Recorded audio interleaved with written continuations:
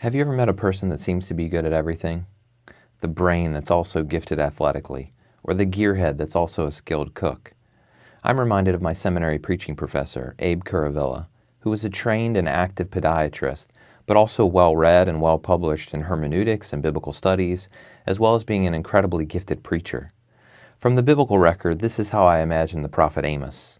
He was a shepherd, a farmer, and a master of rhetoric. His rebuke of social injustice is similar to his 8th century contemporary Micah, but he addresses a different audience in a distinctive way. Let's explore the various rhetorical devices Amos used to craft an unforgettable message about injustice in Israel. Amos likely felt very out of place. He was a second career prophet called by God to leave his sheep and sycamore figs to deliver God's message. Also, he was called to leave home in Judah near Jerusalem and travel north to deliver God's rebuke against Israel.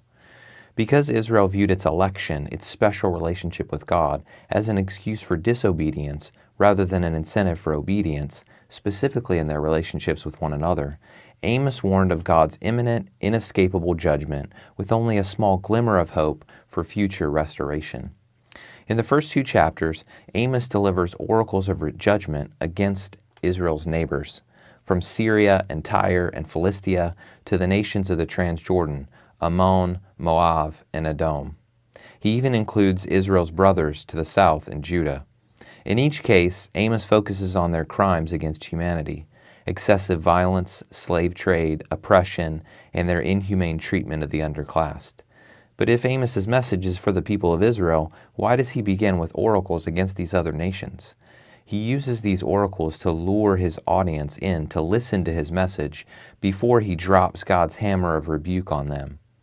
Amos's focus on Israel is also highlighted as he repeatedly uses the formula 3 transgressions, yea, 4, but then only mentions 1 crime for each nation. The prophet is moving quickly towards his target. Finally, God cites Israel's crimes of injustice as well as their immorality and idolatry, even opposing his special servants. His judgment is imminent, and none will be able to escape. Amos opens the 3rd chapter with his indictment.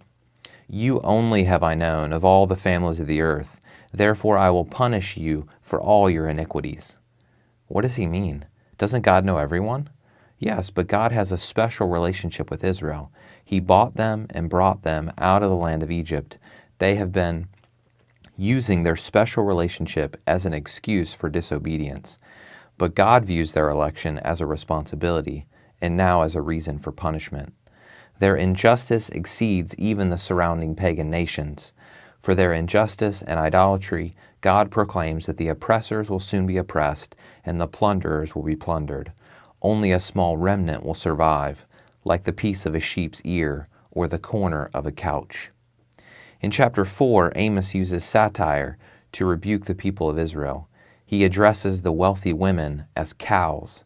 And lest you think there's some cultural difference here, comparing a woman to a large animal was not a compliment in antiquity either. By this, Amos highlights their overindulgence obtained by oppression. And with poetic justice, Adonai promises to oppress them.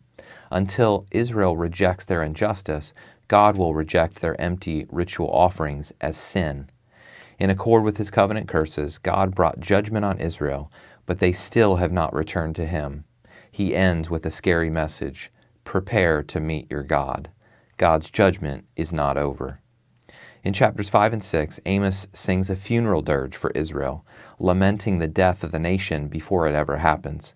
He calls them to repent and confronts their idolatry and injustice, focusing on Adonai as their judge, the one who makes destruction flash forth against the strong. Israel was relying on its rituals, thinking that the day of Adonai would bring blessing for them and judgment on their enemies. But Amos declares that this day would be a day of ruin, not of rescue. He again laments Israel's imminent death, foretelling the demise of their leaders. The first of the nation, those living in luxury and leisure, would be the first to go into exile. Amos rebukes their pride and warns of God's imminent judgment through foreign oppression. God reveals his judgment further in a series of visions in chapters 7 and 8. Seeing his planned devastation through locust and fire, Amos intercedes for Israel and God relents. but with images of lead and summer fruit playing on certain Hebrew terms, Adonai declares an evaluation and end for Israel. In the interlude between these two visions, Amos is charged with conspiracy. He applies God's national judgment to an idolatrous priest. In brief, the one who opposes God will be judged. In the last oracle of judgment, in chapters 8 and 9, Amos rebukes Israel for their injustice. He warns of God's coming judgment with an earthquake, darkness, lament, divine silence, death, and the sword. Though they seem confident in their security, saying, "Disaster will not overtake us," God's disaster will be inescapable. The only glimmer of hope given will be that God's judgment will not result in complete annihilation. Amos concludes his book with a message of hope. God promises to restore and reunify Israel in accord with his covenant with David. He says, "In that day I will rebuild the fallen booth of David, rebuild its breaches, raise up its ruins, and rebuild it as in the days of old." He promises to restore their fortunes, return them to their land, and revive his abundant physical blessings for them. In review, we've seen that Israel viewed God's election, their special relationship with God, as an excuse for disobedience rather than an incentive for obedience, specifically in their relationships with one another. So with a creative display of rhetoric, Amos warned of God's imminent, inescapable judgment, with a small glimmer of hope for future restoration.